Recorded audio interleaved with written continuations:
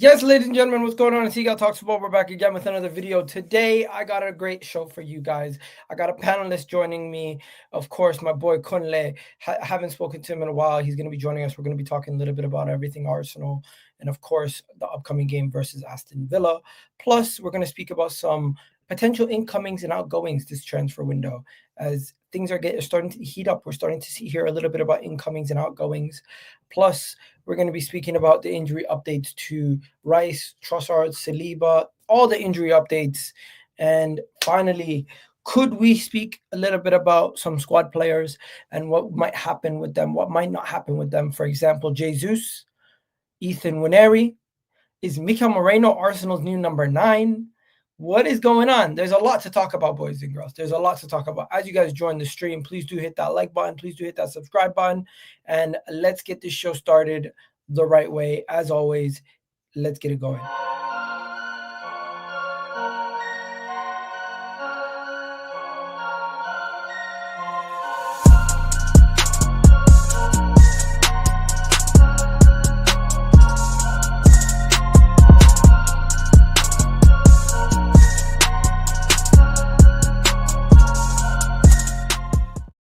Yes, people. What's going on? Seagull Talks Football. And today, as always, we got this title sponsor, OK Jerseys. Do me a favor. Please do go on okjersey.com. And if you guys want to wear some beautiful kits, affordable kits, and you don't have to pay £150 per kit, you can get it for the cheap price of at least £20. And it's really nice quality.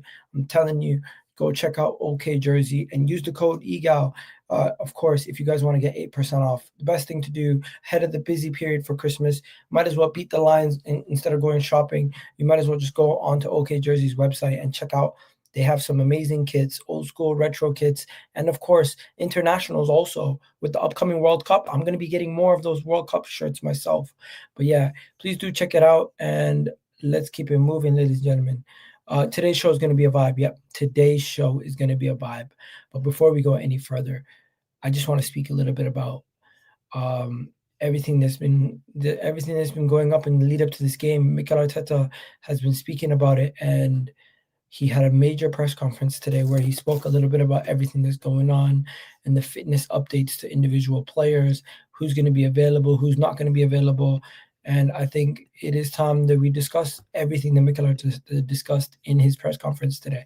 So yeah, let's get into it, people. Hit that like button, hit that subscribe button, and let's go. First things first. Mikel Arteta's press conference was a very, very interesting press conference. There was a lot to discuss today. And in his press conference, he spoke a lot about the fitness of individuals. And we know Declan Rice is going to be available. But what did he specifically say about Declan Rice? When speaking about Declan Rice, he said, let's see, I think all questions are going to get the answer. Unfortunately, is going to be the same way. We have another training session this afternoon. Every hour is going to be very important to see the availability of the player. After, we'll decide which ones are available. That's what he said about Declan Rice. I didn't really give us too much hinting or speaking too much. It's almost like he's speaking in code when speaking about Declan Rice. But I will tell you something. Declan Rice spoke directly to Sky Sports and kind of bypassed Mikel Arteta's stuff. He kind of bypassed Mikel Arteta and all the BS that Mikel Arteta would say ahead of a game, kind of keeping his cards close and not telling too much. But he went straight to Sky Sports. When Sky Sports asked him, are you going to be okay? He said, I'm going to be fine. I'm going to be ready to play on the weekend. So there you have it. Declan Rice speaking to Sky Sports. Arteta was being asked about a bunch of players, but Declan Rice speaking to Sky Sports basically said that. So, and also, we're out here talking about Declan Rice needing rest.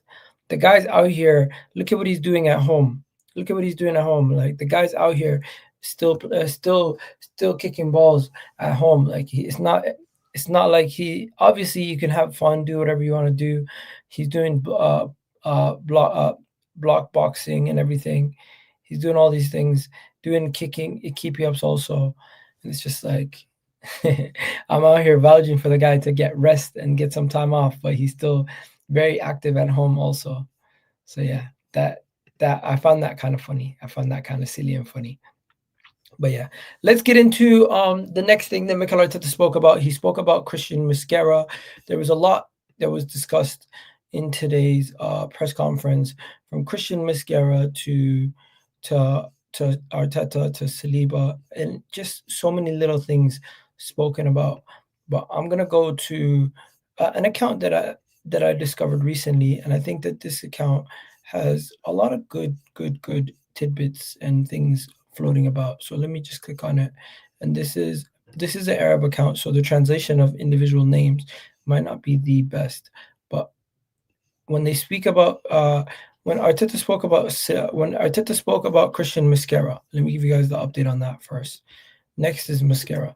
Arteta spoke about Mosquera. His exact words were, on the fitness of Mosquera, that is one that's more complicated. But again, we have another test today to see where we will be, where we are with them. So we're gonna see where we are with the likes of Christian Mosquera. At this moment in time, I'm hearing Christian Mosquera might be out for at least another week. Sky Sports were reporting that he might be out for at least another week. So I'm not really gonna take it. I'm not gonna jump ahead of myself and go too crazy about Mosquera. I think he's going to be out for a week. And if I go on to here and I click on here and I just show you what it says on here on FootMob, it says that he's going to be out until mid-December. We're currently first week of December, so at least a week and a half maybe. That's what they're saying for Christian Mosquera and how long he could potentially be out. So yeah, that is the situation with Mosquera. Next, we get on to the topic of Trossard and Saliba. As you can see here, Trossard has a thigh injury, Saliba has a knock. The exact words with Trossard and Saliba from Arteta is that he believes that they're going to be ready very soon. He believes that they're going to be ready very soon, and we're not going to have to stress about them. Basically stating that Saliba and Trossard are just a couple days away, and they most likely could be ready to go. But it doesn't really give it away. He just kind of hints that, yeah, they might be ready to go soon. And even with this here, it states to you that they're not going to be out for too long. He also then speaks a little bit more in depth about the amount of games that we have played. And boy, have we played so many games already this season, and so many big games too. We played Tottenham, we played Man United, Chelsea and Liverpool away, Man City at home. We played Newcastle away. We played Fulham away. We played West Ham at home. We played all these tough teams, plus in the Champions League playing the likes of Bayern. It's like, wow. And the amount of intensity you need to be ready to go. He also speaks about facing Aston Villa and the opportunity we have playing the first game, very important. And also about Unai Emery's motivation versus Aston Villa, who will be heavily motivated. But yeah, we got my boy Kunle in the building. We were just talking about Arteta's press conference, and he was kind of giving us a little bit of an update on everything with the injuries. And then they asked him a cheeky question, you know? They asked him a cheeky question. The question was about Unai Emery. Check this out. They asked him, is Unai Emery extra motivated for this game versus Arsenal? And he's what kind of question are they asking him that? Why are they asking him that? But let's see the answer. He's like, basically, he's like, they ask him about, because whenever we face Arsenal, whenever we face Aston Villa, it's a tough game, and it seems he was the previous manager, right? And then he's like, I don't know. I think when you look at Unai Emery in his career, his motivation levels everywhere, he had an impact. It's remarkable. So I don't know. That's a question for him. But in my opinion, he never needs any extra. I think he's good enough in himself. So he kind of like deflects the question away. But they know why they're asking him that, because it does seem like whenever he plays Arsenal, he's extra ready, extra prepared, has some players rested, ready to go the day before they play us. Nah, standard, man. He's always up for the game. It's just like an old player coming back to the Emirates. They always turn it up against us. Like, it comes with the territory. We're a big club. He did his thing. I do believe, one thing I will say about Emery, if he'd managed to win that Europa League things could have been very different for him. I don't think people think it's if he was able to get Zaha instead of Pepe. No, it's if he was able to get that Europa League done, we probably would have got Zaha because his influence on situations in the team would have been obviously respected a lot more. And then maybe you would have got Zaha and a few other players because we would have already got Champions League football. And that bad run of form that we had towards his sacking wouldn't have happened. But he didn't. He got us battered in the final, and you know the rest is history. So, facts. But bro, how you been? I think last time I spoke to you, we just found out the fixtures were difficult. Like, imagine that. I haven't spoken to you since we played Man United. Bro, the last time we spoke, I said we were winning the league. Was it before the Man United game? No, I think it was a couple of games in. We spoke after the Man United game, and like maybe a few weeks after. I think we played a few games. Before the Liverpool game. Was it before the Liverpool game? I never seen you before after the Liverpool game. You sure? Yeah, well, I don't remember seeing you on any streams. Oh, what's good though, man? How you been? Well, it's nice to catch up, bro. I was just talking to some people on TikTok. They tried to kill us with the fixtures to start the season. They've been trying to kill us. They've been trying to end our season before it even started. Like, if I show you guys the fixtures we've had to start this season, and we're still top 5 points clear, it's crazy, bro. Tell me how we played Man United away, first game of the season. Tell me how we played Liverpool, third game of the season. Tell me how after we played Liverpool and we beat Forest and we beat Atletico Bilbao, we drew to Man City and it was existential crisis. Mm-hmm. It was a crisis. Remember? How dare we lose to Liverpool and draw to Man City? It's a crisis. We're never going to win the league. We're too defensive. We go to Newcastle right away. It's like, yep, this team's good enough to win the league. They're ready. they came back. But what they did instead, though, Igal, rather than saying they're good enough, they switched it to try and put pressure on us. Any encouragement from rival fans is not because they believe; it's because they want to put pressure and hope that we fumble the bag. I don't want to hear any belief from rival fans. I know they don't believe in us. I know they just wanted us to fall down. Bro, it gets better. It gets better. We beat Olympiacos. We beat West Ham. We beat Fulham. It's nothing. The Haram Bowl. Atletico Madrid versus Arsenal. Defense versus attack. Remember? They're saying defense versus attack as if we don't attack. As if we don't score goals. Set piece FC. They were doing what do you call it? I remember. Tables with just set pieces. And they're like, they stopped doing those tables now, you noticed that. You know why? Somebody needs to inform the BBC. Last month, we were the top, what do you call it, in open play goals in the Premier League. They don't want to talk about it. Also, to call this team a defensive team is ridiculous in a certain sense. Don't you think? Of course, I think a lot of the stuff they say about us is ridiculous. But the thing that they wave over our heads, Igal, is go and win side. We're not allowed to have we're not allowed to have our own opinion about any situation involving our team until we win a trophy. That's how the rival fans try to play it out. It's hilarious. It's hilarious. So if I go and I check Arsenal's goals all time, like season by season, and you check Arsenal's goals season by season, you will be surprised that some of our highest goal tallies in our club's history are under Mikel Arteta. I mean, the Invincibles, obviously they won trophies, right? But we scored more goals than them in the 2022-2023 season. 2023, 2024, we scored more than they ever scored. That was the most goals ever scored by an Arsenal team. But yet we're a defensive team, bro.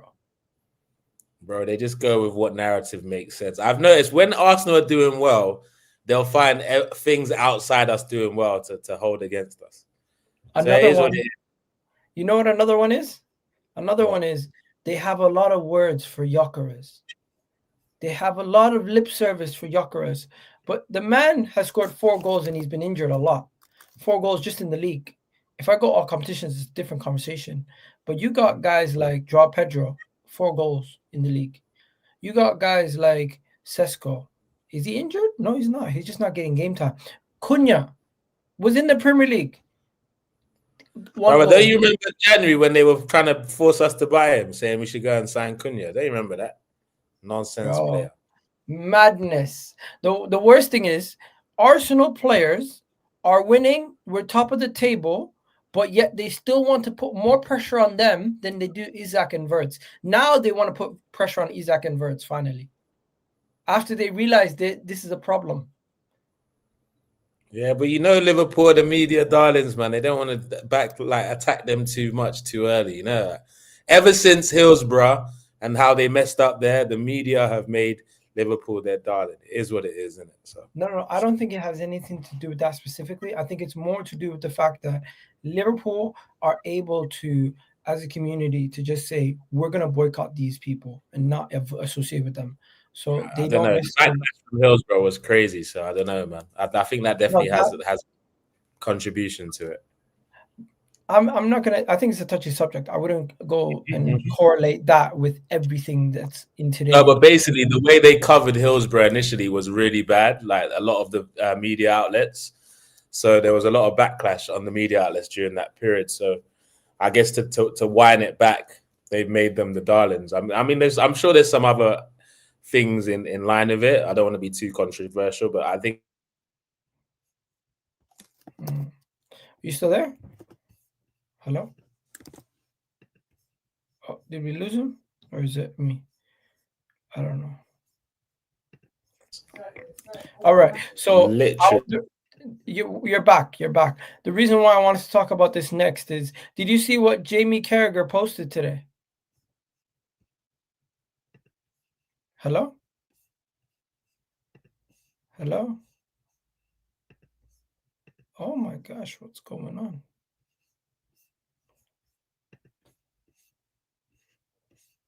What the bumba?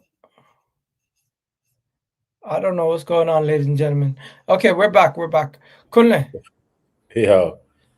What did you Yeah, my internet's moving mad. What did I last say? I don't even know, bro.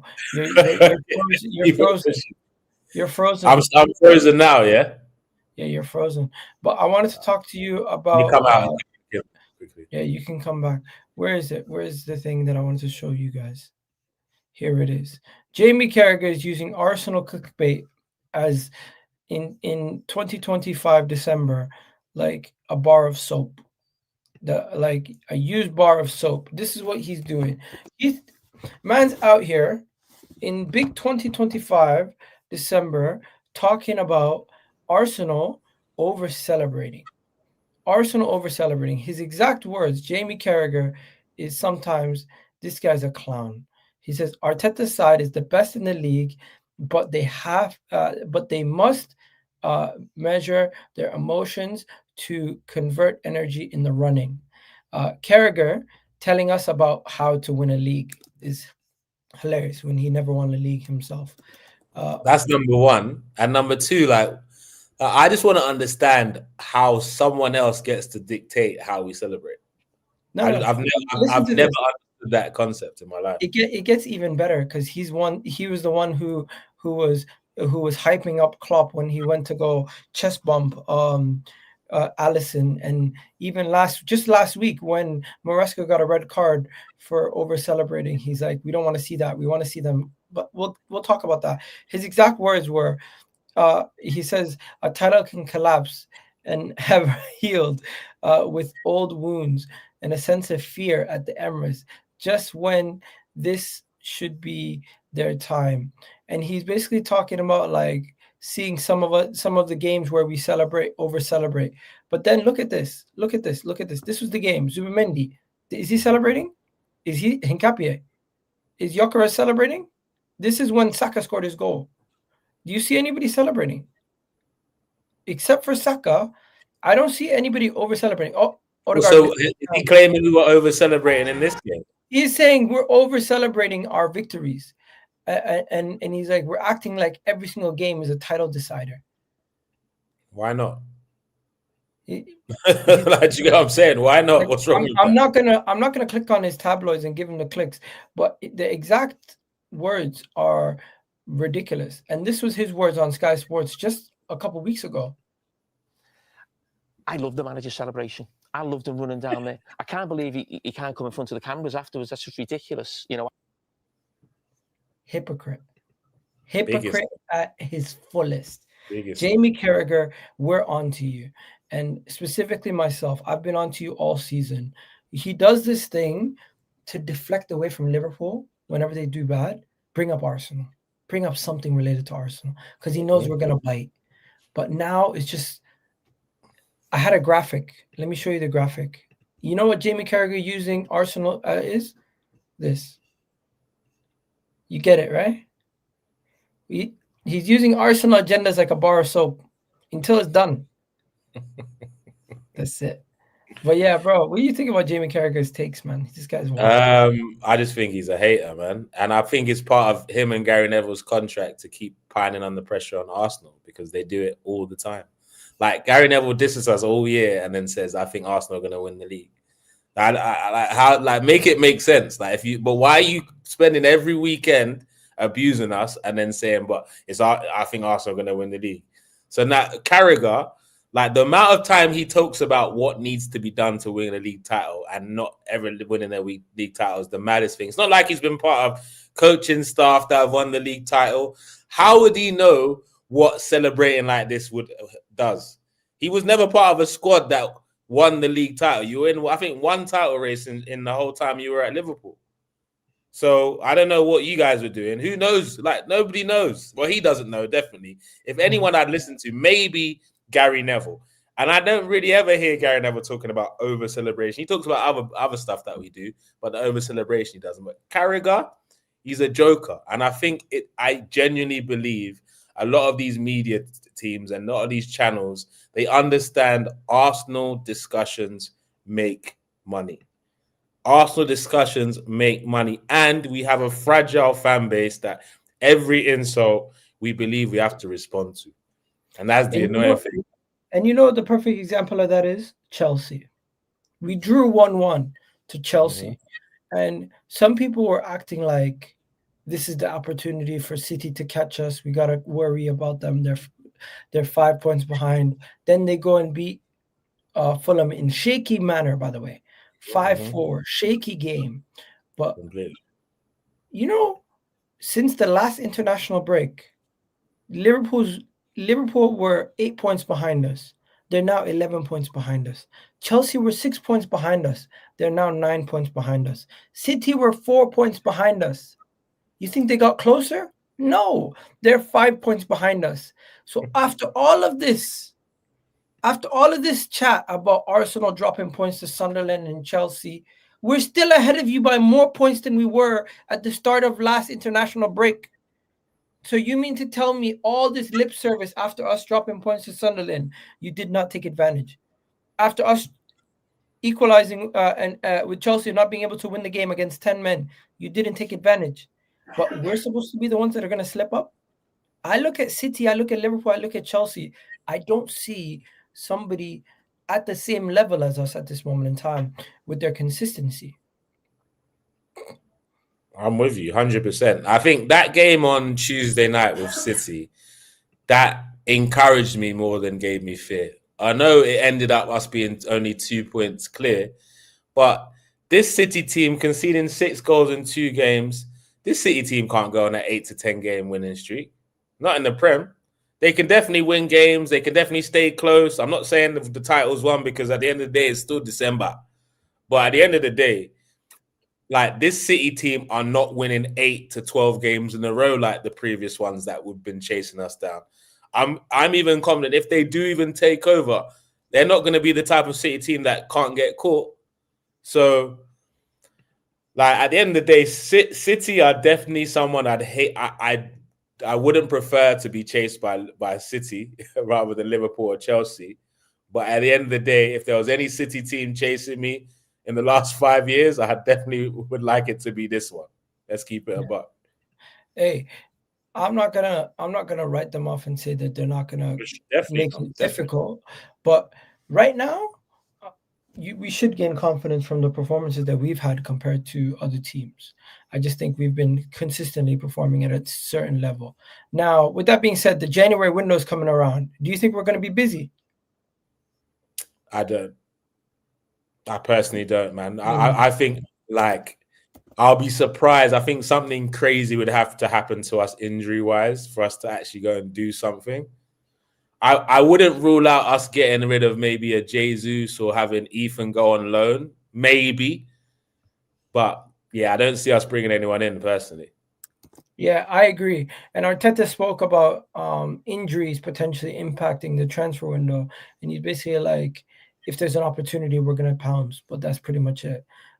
If anyone could join in January, he said, obviously, we have had a situation, as we mentioned before, where players are out of the squad for 3 to 4 weeks in a row. And at the moment, we know the squad, we have full frame with the players that are fit. So at this moment, it's very clear there's no options to do that.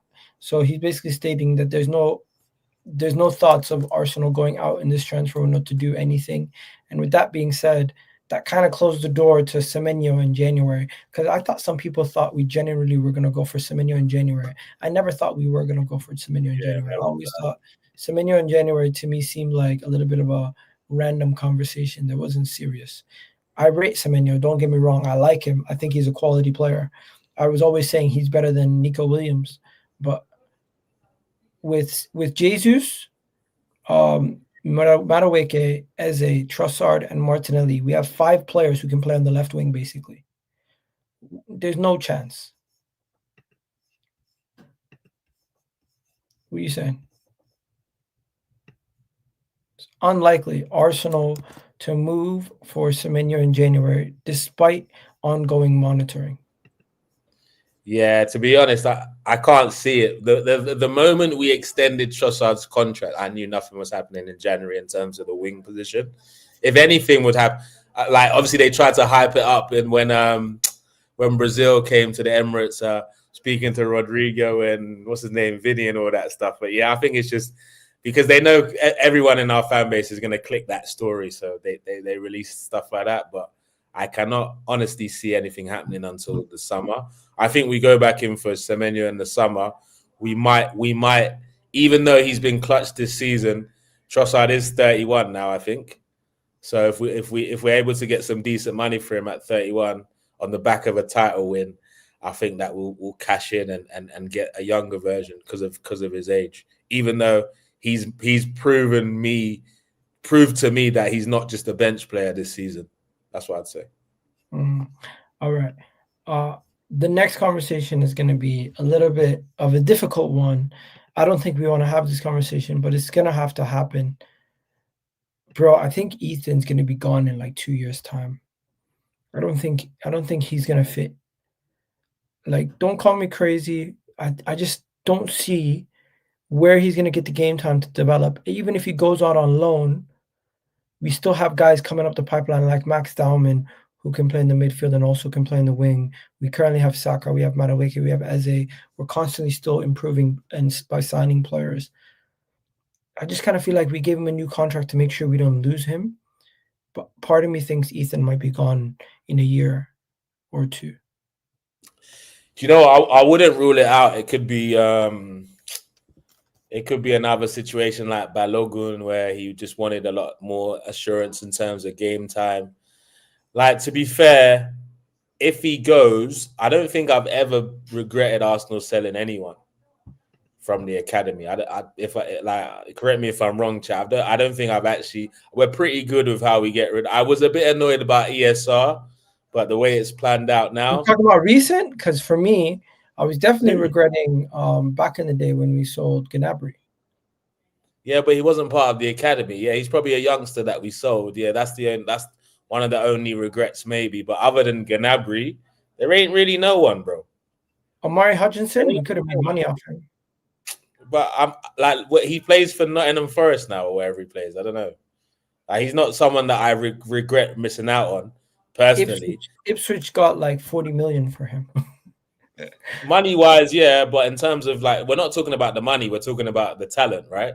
So I reckon by protecting Ethan with the contract, we can get some decent money for him. I would prefer that he's a bit more Arteta's a bit more flexible with how he's using him, not just restricting to that number 10. Like, because he would look nice on the right when he was deputizing for Saka last season. I'd like to see that sometimes. Obviously, Madueke makes that a little bit difficult, but when he was injured, there were opportunities for Ethan to get some minutes on that right-hand side. I think there has been opportunities with players injured that Ethan hasn't got the minutes. So I wouldn't rule out what you're saying in terms of in 2 years us losing him. But let's see what he looks like in 2 years, isn't it? Anyway. Last year, he played 26 games. He got a big taste of what it's like to be in the team due to all the injuries. This season, we've had injuries to Saka. We've had injuries to Martinelli, Trossard, gyokeres, Havertz, Jesus. When all these guys come back, where is he? He's deep in the trenches. Like, it's okay for Max Dowman. He's 15. Ethan's 18. I don't think he's going to get much game time unless we have another major injury crisis. And is he a midfielder? I don't think he's a midfielder. The way that I watch him play, what is his strengths? Shooting, what is his strengths? Running with the ball, what is his strengths?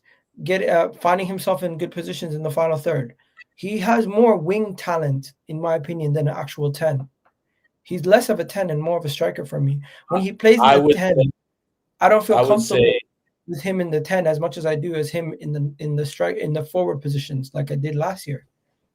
I hear what you're saying, but I just think as a 10, I've seen him excel as a 10, obviously in the youth and under 21s. But I think when he plays for Arsenal in the 10, he needs to be as fearless as he was last season when he was on the wing. I think he's been a little bit too cautious when he's come in and tried to be a little bit too neat and too perfect. Whereas last season, he was raw, just going off adrenaline.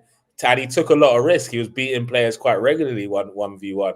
I just think this, other than, what's that game that Odegaard got injured quite early? I think we started off with Odegaard, Eze, and Rice in the midfield in that game. I can't remember what it was, maybe Forest or something, where he came off early. He looked decent in that game, but that's the only real game I've seen him look decent this season. So he needs to take more advantage of the minutes he gets. Warranted, he should have got more minutes this season, I do believe. But as a youngster, you just got to take advantage of the minutes you get. Same thing as Lewis Skelly. He got a big taste of football last season. And some could say he's third choice right now. Some could say that with Hincapié. Obviously, Gabriel's injury makes that a little bit easier. But he too has to buck up his ideas, because against Bayern, he was horrid. When he came on against Chelsea, he didn't really change anything. But the talent is still there. But yeah, they shouldn't get complacent and get lost in the sauce. And they need to buck up their ideas. If somebody came for like 40 million for Ethan, would you take it right away? Nah, not now, not yet. I'd only take it if it had a buyback right now. I'd take it with a buyback, yeah. But other than that, I'd probably wait a couple of years to see his development. I wouldn't mind seeing him go on loan next season. I wouldn't mind seeing what that looks like, or even depending on how fresh we look in January. If we still need him, I wouldn't mind him going to a team for the second half of the season. I wouldn't mind how that looks. But knowing how we've been losing players quite regularly the last couple of weeks, I don't know. So we'd probably have to have a fully fit squad in January, for me to even consider it. Because Jesus coming back changes a little bit, because he can play left wing, right wing. And no matter what people say about him, a fit Jesus will definitely contribute to the season. Let's keep it 100. He's not going to be prolific scoring every game, but a fit Jesus can play a part in this title run. For sure. Why is selling Ethan even an option, as he has a 5-year contract? I'm not saying we're going to sell him now. I'm just saying, like, in a couple of years, if he's not going to find himself in the team, there might be a situation where he does potentially. We do start hearing more and more about him potentially leaving the club. Has there been rumors about him leaving? No, loan rumors. Yeah, I can see a potential loan. Rumors about loans. Because whenever, what will our bench look like? Do you get what I'm saying? When everyone's fit, is there going to even be space for Ethan in that scenario? Right now there is, but when when everyone's back, I don't know. Is there? We're gonna have to wait and see. Bro, breaking news. Arsenal wants a player from Lille. Big time player from Lille. It's looking like everyone's really talking about it right now online. Berta seems to be doing business behind the scenes. He's already got those teenagers from Ecuador signed it, ready and delivered. And it looks like PSG, all these clubs want this player. He is a right-footed defensive midfielder who can also play as a 8. He is 18 years old. You must have heard of him by now. He is highly touted. He just got man of the match in was it last year when Lille were playing, or was it this year? I don't know. But Arsenal are prepared to offer about 45 million euros apparently for him. This was reported just a couple minutes ago by Fabrizio Hawkins. You know how big he is over there in France. Fabrizio Hawkins, one of the biggest guys out there in France. And he translates this by saying Lille's Abdullah is being courted by several Premier League clubs, including Chelsea. Arsenal are pushing hard. Lille management want to extend his contract and sell him for more than 40 million euros next summer. PSG position hasn't changed, so PSG might also be interested. I'll be honest, I don't know too much about the player, so I'm not going to talk too much on it. But let me give you a little bit of breakdown. So this is obviously these graphics are useless sometimes, but the main thing is this right here. It says he's an elite defensive dueler, excellent ball carrier, press resistant, on the ball ability growing every year, sneaky good at passing range, and overall, what does that say? Repertoire can improve. Yeah. So he's an upcoming 18-year-old that can come in and be like a future solid defensive midfielder. Maybe this would replace Norgaard basically in the team and be like an understudy. You'd be like an understudy to Declan Rice or Zubimendi.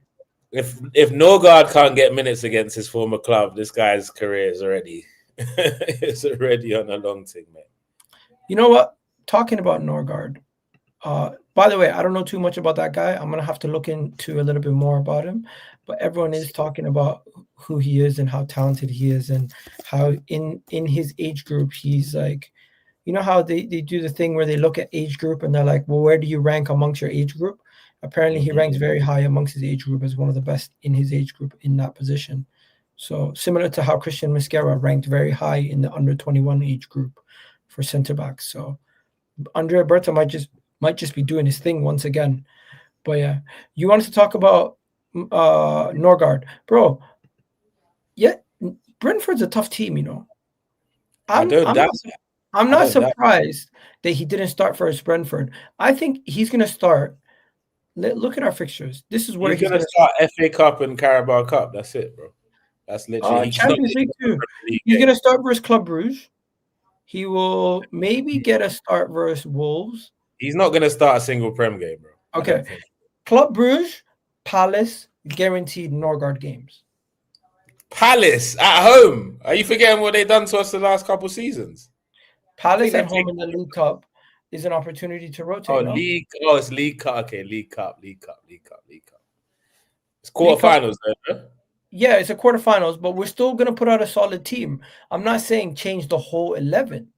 I'm just saying you can put Norgaard, Declan Rice, and Eze, or Norgaard, Declan Rice, and what do you call it, Odegaard. It doesn't have to just take out Zubimendi. If Zubimendi plays the 90 minutes versus Aston Villa, and he picks up a yellow card, and he's suspended for the Wolves game, Norgaard can play both Club Brugge and Wolves. Yeah, I doubt. I don't. He'd probably be playing Merino and then put what's his name, Gyokeres up top before he does Norgaard. I reckon it's hard to drop Merino now. If you can keep him in the team and add Gyokeres, I think Arteta would rather that option because it's so hard. Not at all.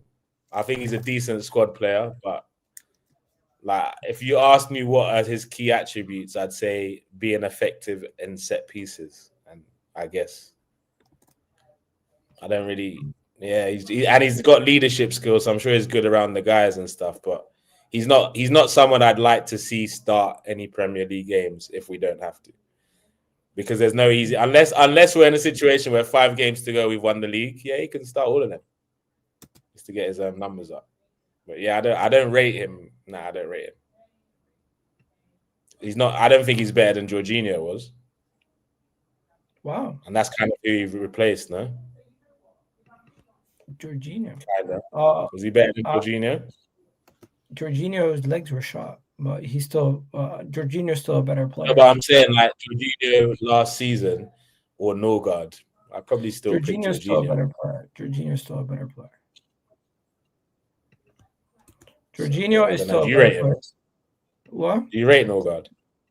I think Norgaard is a serviceable backup, and that is what he's going to be used as for the entire year. He's accepted his role to come here and be a backup and a more senior figure within the locker room that can. It's not about holding people accountable. It's just being like a professional adult in the room. You know what I mean? I hear you.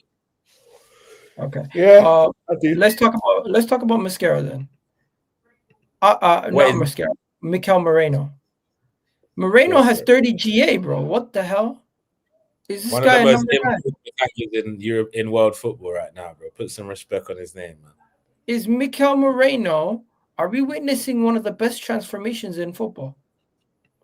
I saw this question come up on someone on an Instagram post or something. Yeah, it was Culture Cam. I don't like if you ask me. Because I don't know if you remember, like in that, I think it was the Brentford game. He went to play DM after a bit, and I see that he can play centre back as well. I'm not saying I ever really want to see him there, but he's a freak because he doesn't make sense.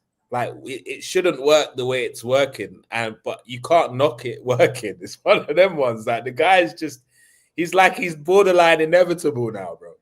Like imagine that. A DM up front is borderline inevitable. Like he knows when to drop. He knows when to make the runs into the box late. His football IQ is incredible. Like I'll be honest with you, last season when I was seeing him play in midfield, I wasn't impressed. I wasn't impressed in him until I saw him as the false 9 personally. But it's like the false 9 has given him extra confidence when he's playing him in midfield now, and he looks decent there as well. So confidence levels, goals, like they don't want to.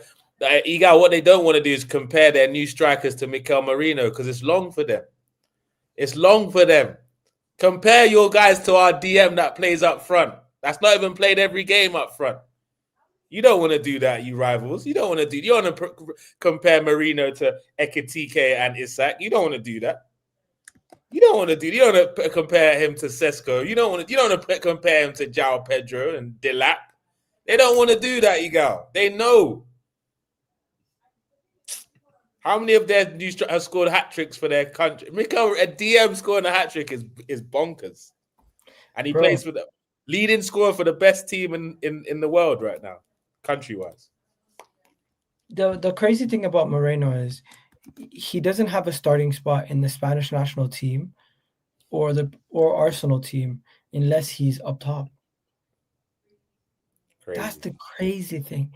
He has a better chance of starting in the national team and for club, and so basically for club and country, he has a better chance of starting if he's playing out of position. In the Euros, his best moment came from him scoring a header. It's not him playing those line-breaking passes. He scored a hat trick for his country, bro. How many people have scored a hat trick for Spain? Hat trick as well, bro. It wasn't like some hazy hat trick. He basically did everything you need from a forward, and it has people asking the question: can Gyokeres, can Havertz, can Jesus, can any of them get back into this team as a starter? And do we kind of owe Arteta an apology for our reaction after the Liverpool game? Because looking back at Moreno's performances, it's like, this guy's not a DM, bro. No, I hear it. No, for me, For me, nah. The Liverpool game and the City game, Arteta still is to blame, for sure. For me, I get what the idea was, but because, for example, both those defenses were there for the taking, I believe he should have taken a little bit more risks in both games. I respect what he's done with him and how he's coached Merino, because at the start, I don't know if you remember the first start. I saw it again today. The interview that he did after he scored that brace against Leicester. They asked him, "Oh, we're going to see you more up top." He's like, "I doubt it. Me scoring 2 goals was kind of a one-off." So he didn't even really think he was going to be doing that role for a lot. Meanwhile, we've spilt into another season, and it's looking like if we were ever to sell him, it'd be as a false 9, not as a midfielder. So do you get what I'm saying? It's a bit mad now, man. He's an anomaly. He's a freak football player. He's actually a freak. He don't make sense. It shouldn't look like this. I rate him. I rate him highly now. I'll tell you this. No one can not rate him now. They can't. I think he keeps it. I think he keeps the shirt for now.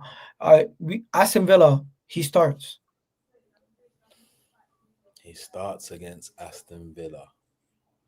Gyokeres doesn't start for now. He starts against Aston Villa. For me, it depends what the Arteta does. For me, if he starts, well, hold on. If he starts the midfield of Rice, Odegaard, and Eze, I think we should start Gyokeres. All right. If he starts, starts any other midfield, then yeah, he should. This was the team last game. Say Saliba is back and Mosquera is out injured, because Mosquera is out injured and Saliba could potentially be back. Timber's going to start because he's going to be back. Calafiori is 1 yellow card away from missing the next game. Do you think he rotates him for Miles Lewis-Skelly? Possibly. The midfield 3, I think he will keep it the same, and I think the change in the front 3 will be Eze in that position. So Aston Villa away, this is what we go with. What do you think? If Eze starts, I'd start with Gyokeres personally. If he doesn't, Merino is fine. What am I doing? Why is Madueke there? Saka's in. And basically, the whole front 3's changed from the last game. Yeah. If he starts Eze, I see him starting Gyokeres. If he starts Martinelli, I think he still goes with Merino up top. But I don't know, man. Imagine we won a game 2-0 with Saka, Gyokeres, Eze, all on the bench. No Saliba, no Timber, no Gabriel. Like, Timber came on, obviously, to manage the game out, but he didn't start. And Ben White looks solid. Bro, man of the match. Don't sleep on Benny Blanco, bro.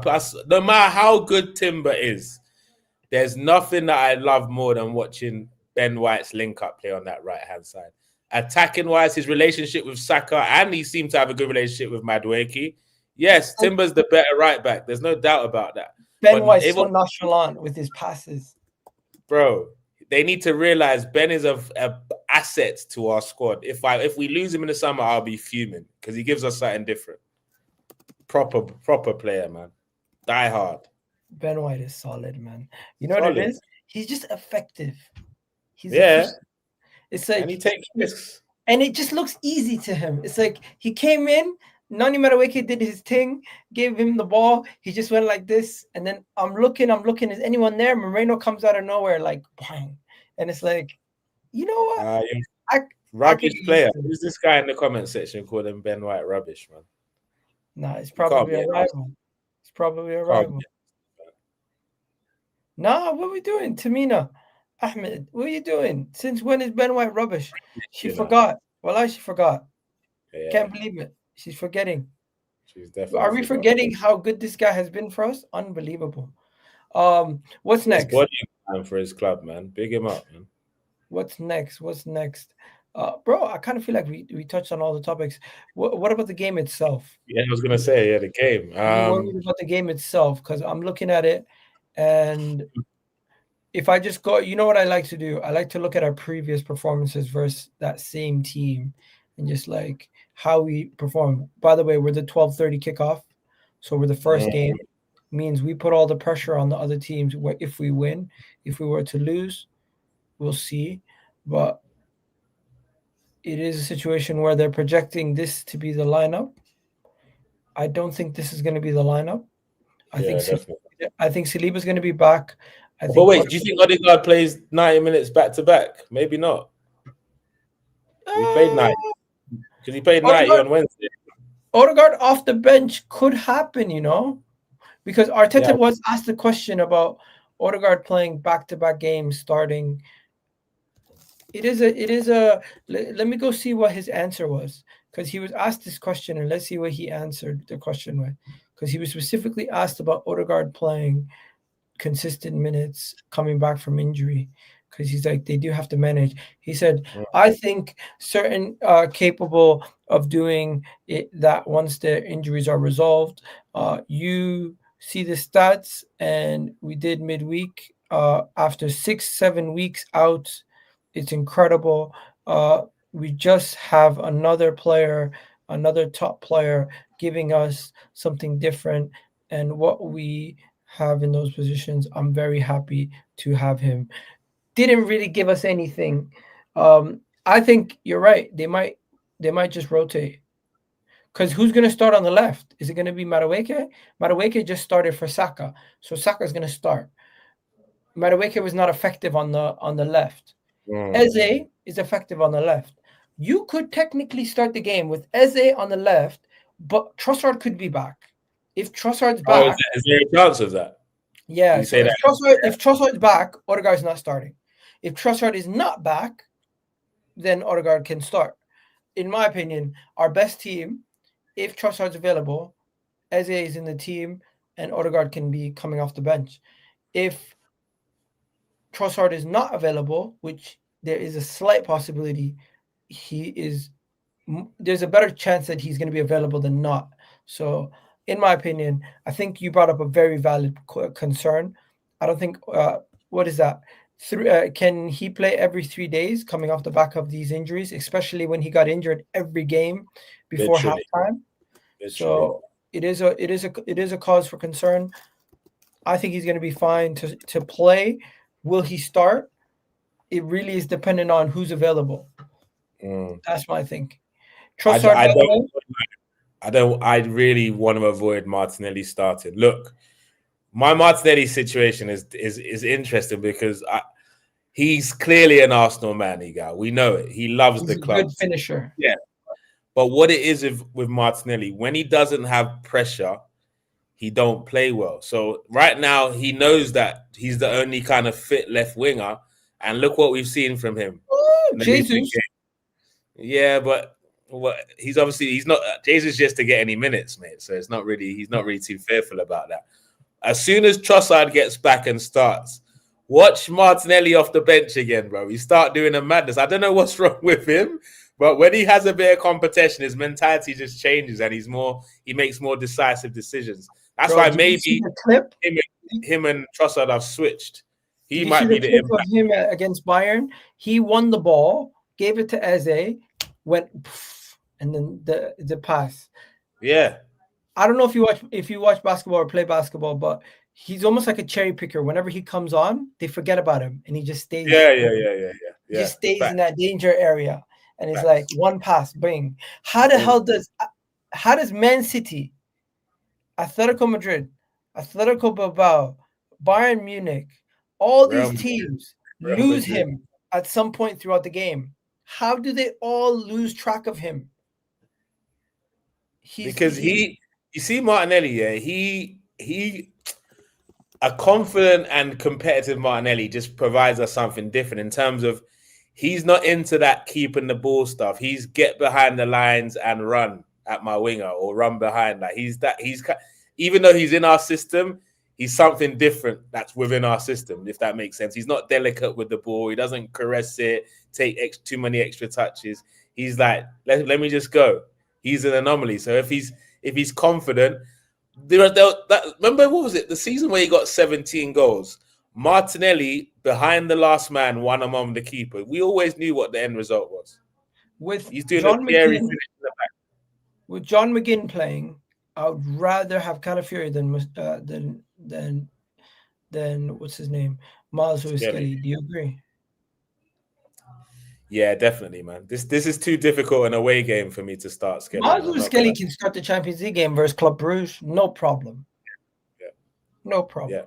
He'll start the next game. He can even start against Wolves. I don't mind that either. But this Aston Villa game, he did get sent off last year versus Wolves. Stupid refereeing decision.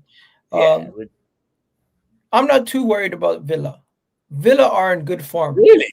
Villa are currently, what are they? Third in the table. They've won, which for me is bizarre. How did that happen? Considering how they started the season, they've won 4 because their drop points came early and then they turned it around. Like but let's be fair. The way they started, you didn't expect them to be third right now. So they dropped points in the first game of the season. They lost to Brentford, lost to Palace. Wow. Do you know what I'm saying? That was 3, 4, 5. They didn't even score for the first 5 weeks, bro. In the Prem. Their first 5 games in 6 games in all competitions, no wins. And since then, they have had 1 defeat, and it was to Liverpool, the team that's losing to beating everybody. I mean, losing to everybody. So they're kind of weird. Yeah, they're weird. 2-0 down. I thought, great. This is good. Easy pickings on Saturday. Then they came back to win 4-3. I'm like, all right, these guys are hungry, scoring goals. So I think conceded less goals than Man City, and they're scoring goals. So boy, I'm a bit worried about this game. I won't lie. I still think we can get it done, but I don't know. Emery knows how to play against Arsenal. I don't think since he's been there we've had a convincing result against them. Even we've beaten him. Don't get it twisted. I don't think we've had a convincing one where we're like, head-to-head away to Villa Park. We've been even. We won 1 or 2. 3 wins, 3 losses, and it's either we win decent or we lose pretty convincingly. 1-0 loss, 1-0 loss, 1-0 loss. They've all been 1-0 losses. Our wins. Even the 2-0. Even remember the 2-0 last season where Raya did a madness. Peppered, but Raya did a madness, and somehow we ended up winning that game 2-0. So I've never, even the 4-2, we were on ropes until I think Zinchenko's goal, and then we ended up seeing that one through. But yeah, like we've not been convincing there for a number of years for me. We've got some victories, but we've not been convincing. So I'm worried, but I still think we can get the W, man. What's your score prediction before we go and give mine? I'm going to go with 2-1 to Arsenal, man. If Saliba's back, I might go for the 2-0, but I'm going to go 2-1. Yeah, we don't concede too many goals. I'm going to go good old 2-0. What is it? Let's see what the bookies say. What do they have us as? Where is it? You know how they do this thing? Previews? They do predictions every game. And their predictions are spot on. 2-1. You're right. They got the 2-1 just like that. And they're saying Villa continue with their excellent form. Brighton making 4 on the bounce out of their last 8. Unai Emery unbeaten against his former side twice in the last 4 meetings. What do you call it? Has been beaten twice in his last 4 meetings against his old side. Of course, you also have Brentford. Brentford rested their players against us in order to be going against Tottenham this week. That's crazy. And then Gunners have won 6 of their last 9 trips to Villa Park. I didn't know that. Damn. So Gabby Bonlahor thinks Aston Villa's in the title race. Yeah, they are, bro. They are. Until they're not. Everyone's in the title race until they're not. Yeah, until they're not, isn't it? I mean, one club's title race lasted like 72 hours, or was it 48? I'm not sure. So we were tied for the best. We're tied for the best away record, and we have the best home record in the league. That's the kind of efficiency I'm talking about. Love it. Well, what's Aston Villa's home record? Go up, man. Up. Yeah, 4th. Hey, they lost the first one, so to Crystal Palace. So they're susceptible to still lose. The reality is, Ego, we've got enough to beat anyone, bro. Will we? Is the only question. You know what? I just feel like you don't get nervous until the game. Yeah, but Aston Villa, we should win. Like Brentford, even. I'm nervous still because it's a tough ground to go to. Brentford, even.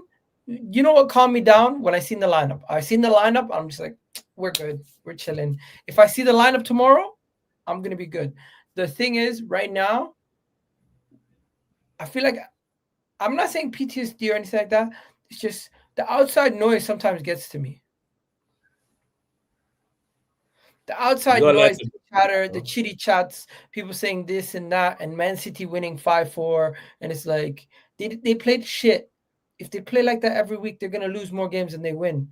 But something about them having other players score except for Erling Haaland to them is an improvement. And to me, it's like, yeah, I hear it. Yeah. But we're chatting shit now at this point. I believe Arsenal's gonna win. Man's yawning. Yeah, guys, you don't understand. I wake up at 4:30 every morning. It's what, 5 o'clock? I've been up for more than 12 hours already. Yeah, appreciate you noticing the observation, man. Big up. Anyways, we're gonna wrap it up here. I'm gonna go with a 2-0 victory. You're gonna go with the 2-1 victory. 2-1, yeah. And yeah, that's pretty much it, ladies and gentlemen. Hopefully Saliba's back. Hopefully Trossard's back. And hopefully gyokeres, Eze, and Saka can finally start a game again together. Haven't seen them play too many times together. Like, everyone has these agendas against Arsenal players, but we just keep winning. I don't think you can have an agenda after that. And I wouldn't mind being in a comfortable position, 75th minute, to be able to see a bit of samba from Jesus as well. Why not? Hey, people are gonna try cooking me for saying we have a possibility of running away with the league if we don't. So either way, all I care about is winning. I don't care if we run away with it or if we don't. I just want to win. I don't think anyone cares about the fact that Man City starts the season poor every year and they end up winning. But Arsenal, how dare we? Bro, imagine if we were in Liverpool's position right now. Bro, we'd be getting cooked. We'd be getting cooked. Talking about Arne Slot getting sacked. Arteta would have been sacked. Straight. And it would have been protests by rivals. Bro, they want Arteta sacked still. That's how you know how much they rate him. Anyways, we're out of here, people. Have you guys the one. Peace. Done.